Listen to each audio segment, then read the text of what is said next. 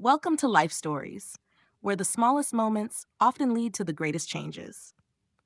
In today's story, we follow a struggling nursing student whose simple act of kindness on a crowded bus sets off a ripple that touches lives she never imagined, including that of a hidden billionaire searching for something real. It's a tale of empathy, quiet strength, and the kind of love that begins not with grand gestures, but with a single offered seat. Subscribe to Life Stories and stay with us as we begin today's journey, because sometimes one kind choice is all it takes to change everything. The rain had been falling in steady sheets since mid-afternoon, soaking the sidewalks of downtown Chicago in a dull, silvery sheen. I remember how the streetlights reflected in the puddles like melted stars, and how every passing car sent up a tired splash of dirty water. It was the kind of evening that seeped into your bones, where even your thoughts felt heavy. The city bus screeched to a halt in front of me, tires skidding slightly on the slick pavement. As the doors hissed open, a gust of cold air pushed against my face, and I climbed aboard into the familiar warmth of body heat and damp coats. Every seat was taken. People were packed shoulder to shoulder, clinging to poles and straps, their eyes glazed over with fatigue. It was rush hour in Chicago, the time of day when kindness thins and silence becomes the language of the tired. I was tired too. My backpack, soaked through in spots, dug into my shoulder blades. I had just left my shift at the diner where I'd been on my feet for 6 hours straight, rushing orders, refilling coffee, smiling through the ache in my legs. And before that, 3 back-to-back lectures, 2 quizzes, and a group project that had gone entirely sideways. I hadn't sat down in nearly 9 hours. I squeezed myself into a narrow space between 2 commuters, trying not to sway as the driver took a sharp turn. I just wanted to get home, heat some noodles, change out of my stained uniform, and breathe. Then the bus stopped again. A hush seemed to fall over the vehicle, even though no one made a sound. I looked up as an elderly woman stepped on board. She was small, hunched beneath a threadbare coat, a knitted hat slightly askew over fine white hair. She gripped a cane with one hand, the rail with the other, her knuckles trembling from age or cold, or both. She scanned the seats with quiet hope, and I saw it in her eyes, the way hope turns into resignation when no one moves. The people in the priority seats looked away. Phones suddenly became more interesting. Others turned to the windows, their expressions blank, maybe even ashamed. And then came a voice. Smug, unkind. Grandma, no one's gonna help you. These days, people look out for themselves. Get used to it. He was maybe in his 20s, lounging in a seat barely 3 feet from her. Designer sneakers, expensive earbuds dangling around his neck. The kind of smirk that made my stomach turn. A few people chuckled quietly. Most stayed silent. I don't know what came over me, but I couldn't stand it. Not that day. Not after everything. If you've got enough energy to mock someone weaker than you, I said, my voice cutting through the quiet, then you've got enough strength to stand up. The words landed. Hard. The guy's smirk dropped, heads turned. The bus wasn't silent anymore. It was listening. Before he could say anything, I stepped forward. Come on, ma'am, I said gently, offering her my arm. Please take my seat. She looked surprised, startled even. Oh, no, dear, you don't have to. I insist, I said, smiling. I'm tired, but I'm not elderly. You should sit. I helped her settle into my seat, steadying her carefully, and then returned to the front of the bus, grabbing a pole to hold myself steady. My legs ached worse than before, but I felt lighter somehow. As the old woman adjusted her scarf, she reached out and briefly held my hand. You are very kind, she said softly. Maybe I'm still lucky to have met you. I smiled. Everyone needs help sometimes. That's not weakness, that's just life. Behind me, I heard someone mutter under their breath. An older man in a windbreaker, just loud enough. Girls like that just want attention, trying to be some kind of hero. I turned slightly. My voice was calm but sharp. I'm not performing for anyone, but if kindness offends you, maybe it's time to ask yourself why. The bus went quiet again. No more chuckles, just the soft hum of the engine and the faint squeak of the windshield wipers. A teenage girl looked up from her phone.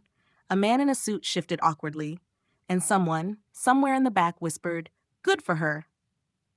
What I didn't know then, what I couldn't possibly have known, was that the woman I gave my seat to wasn't just any old lady with a cane. She was the grandmother of someone who would soon change my life in ways I could never have imagined. But in that moment, I wasn't thinking about fate or consequences. I was just tired and trying to do the right thing. 2 days after the bus ride, life returned to its rhythm, one that felt like walking a tightrope stretched between exhaustion and purpose. I was back at Northwestern, juggling lectures with work and volunteering for the university's Community Outreach Week. The events were small but meaningful: health fairs, blood drives, flu shot booths. I volunteered not because I had time, but because doing something useful made me feel less invisible. That's when I met him. He arrived late, wearing a gray hoodie and jeans, carrying a box of brochures like he wasn't sure where to set them down. His hair was a little too neat to be effortless, and his sneakers didn't match the rest of his humble outfit. Too clean, too new. He smiled when I greeted him. "First time volunteering?" I asked, clipboard in hand. "Yeah," he said, scratching the back of his neck. "I'm Will. Will. Just Will." There was something offbeat about him, but not in a bad way. He fumbled with the boxes, laughed at himself easily, and asked questions like he actually wanted to understand. We set up folding tables together and handed out wellness kits. I taught him how to guide someone through a basic vision test. He made a corny joke about the eye chart, and for the first time in weeks, I laughed. Not politely, but truly.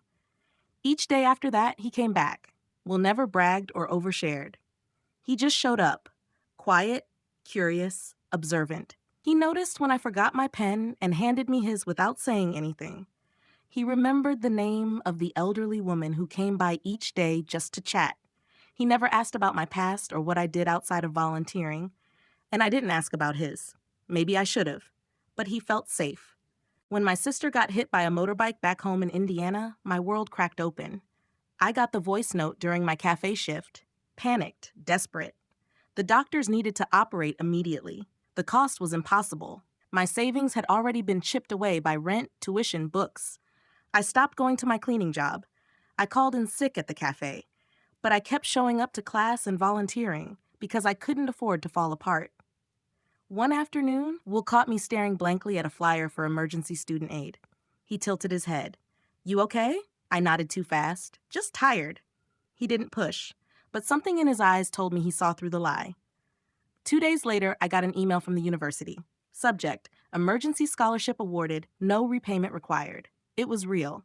$5,000, enough to cover the surgery and aftercare. No strings attached, no explanation, just a quiet miracle. I sat on the edge of my bed and cried harder than I had in years. At the next volunteer event, Will was already unpacking kits when I walked in. My eyes were still puffy, but my heart felt lighter. "I just want to say thank you," I whispered. He looked at me for a long second. "Some people give what they can. Some people give what they are." I didn't know it then, but Will wasn't really Will, and I was falling for a stranger hiding behind a borrowed name. His name wasn't Will. I found out by accident. It was a quiet Thursday afternoon, and I had stopped by the campus library between classes to print out a nursing case study. While waiting, I skimmed headlines on my phone. That's when I saw it, a tech feature in a national business magazine. The photo froze me. There he was, same jawline, same eyes, same shy smile I'd come to recognize during those long afternoons volunteering together. But he wasn't Will. He was Ethan Montgomery, CEO, tech prodigy, reclusive billionaire. The man in the article didn't look like someone who volunteered at public health fairs or spilled hand sanitizer on his jeans. He looked untouchable.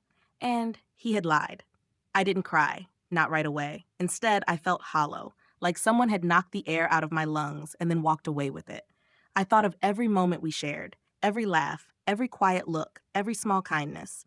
Was any of it real?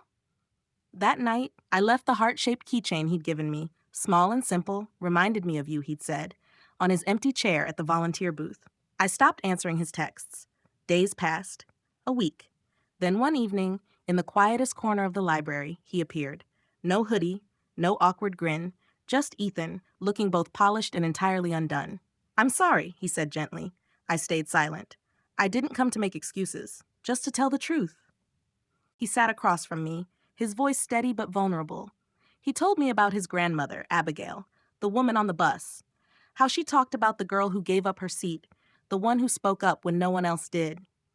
She wouldn't stop talking about you, he said with a small smile. So I had to meet you. He looked down. I thought if you knew who I was, you'd never talk to me like I was real. My voice trembled, but I forced it out. So you lied? I did, and I regret it. But everything I said, every moment with you, that was real. The silence between us felt heavy. So many truths I didn't want to face, and one I couldn't deny. I had started to care. Deeply. He reached into his coat and set the keychain down between us. This wasn't a prop, he said softly. If you walk away, I understand. But I never cared about what you had, only who you were. I didn't pick up the keychain, but I didn't push it away either. The next morning, just as the sun spilled into my small apartment, someone knocked on my door. It was Abigail. She didn't speak for Ethan. She spoke as a woman who'd seen love, lost it, and now saw it again. Quiet and uncertain, but real. She handed me a faded photo, me helping her onto the bus, a timestamp in the corner, proof that a moment I thought had passed still mattered. Before leaving, she said, "He's waiting. Same park, same bench." I picked up my phone and typed, "If there's still a seat next to you, I'd like to sit." The park was quiet when I arrived, the kind of stillness that feels like the world is holding its breath. Early spring sunlight filtered through the trees, casting soft gold over the worn bench where Ethan sat, hands folded, eyes scanning the path. He stood as I approached, hopeful, unsure, but no longer hiding. "Hey," I said softly. He looked at me like I was the sunrise. I reached into my coat pocket and pulled out the small, heart-shaped keychain, pressing it gently into his palm. "I didn't understand what it meant back then," I said, "but I do now, and I think it still belongs with you." Ethan didn't say anything at first. He just looked at the keychain, then at me, his eyes shining. "I don't want perfect," he said quietly. "I want honest, and I want you." I smiled, the kind of smile that comes after pain, after questions, after forgiveness. "You have me," I said. "Just no more fake names, okay?" He laughed, relieved, grateful, entirely real. And when I reached for his hand, he didn't flinch. This time, we were holding something true. They say life is made of small moments, and I believe that now. A seat on a bus, a stranger's smile, a shared bag of granola bars. We didn't find love in grand gestures or fairy tales. We found it in kindness, in quiet strength, in the courage to show up as we are. So wherever you are, whoever you are, be kind. You never know who's watching.